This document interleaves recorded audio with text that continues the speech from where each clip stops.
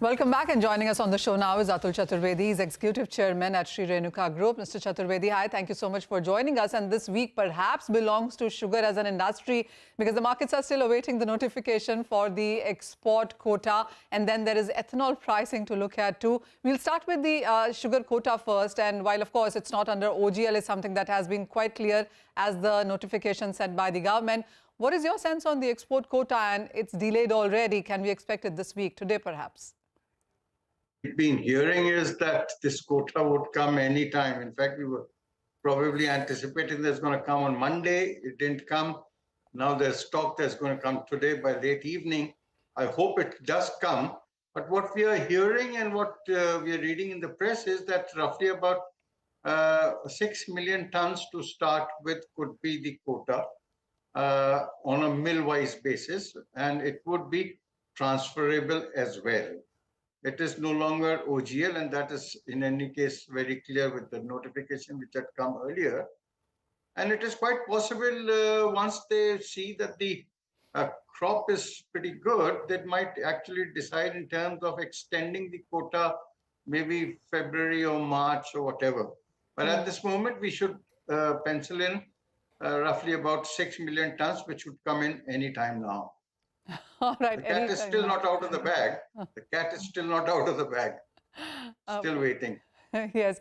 The other big story clearly is about the ethanol pricing. This is something that the markets have been awaiting as well. Since the FRP data came in, the high came in, the street has been anticipating and talking about on what kind of ethanol pricing could be there. What are you estimating? What are your calculations showing on how much increase could we see in ethanol pricing? In fact, the industry has been demanding an increase to about 69 rupees for juice ethanol, which at this moment is somewhere in the region of about 63 odd. So that is something I'm not too sure whether that's going to come. But what is there being displayed on your monitor could be the one which could be coming in. Anything between 65 to 66 for juice ethanol, and marginal increases in molasses, B molasses and C heavy molasses. But the only thing which is troubling us is that the quotas, the tenders have still not been announced. In fact, one of the my suggestion to the government and whoever is willing to listen is there is no reason for the quotas or the tenders to be announced from November. The sugar season actually is from October to September. In fact, the quotas or the tenders for ethanol or even the prices should necessarily be announced in the month of September, so that once the crushing season starts, the ethanol could be supplied immediately. In fact, this delay has actually resulted in the ethanol blending ratio coming down to about 9.7%. which at one point of time, sometime in July, had actually crossed 10%, which was the figure which the government was anticipating. And now at the end of the year, we are stuck at about 9.7. So I think this is something which needs to be seriously looked at. How concerning is this, the ethanol blending declining? Because the government time and again has patted its back saying that the numbers look good, numbers look ahead of deadlines, ahead of time itself. How difficult is it going to be picking up back on these numbers, and are we on track for the kind of deadlines that have been set? No, I'm sure we should be on track by just a little bit of a tweaking of some of the policies. In fact, one important thing is that the supplies to the OMCs declines during the off-season months.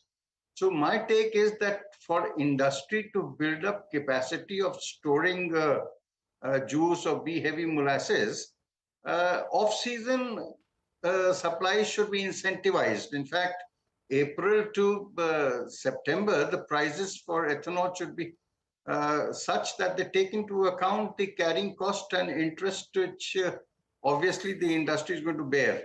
So if that happens, and then at the in any case, the government is not giving any subsidy on it. We are supplying ethanol at 65 or thereabouts.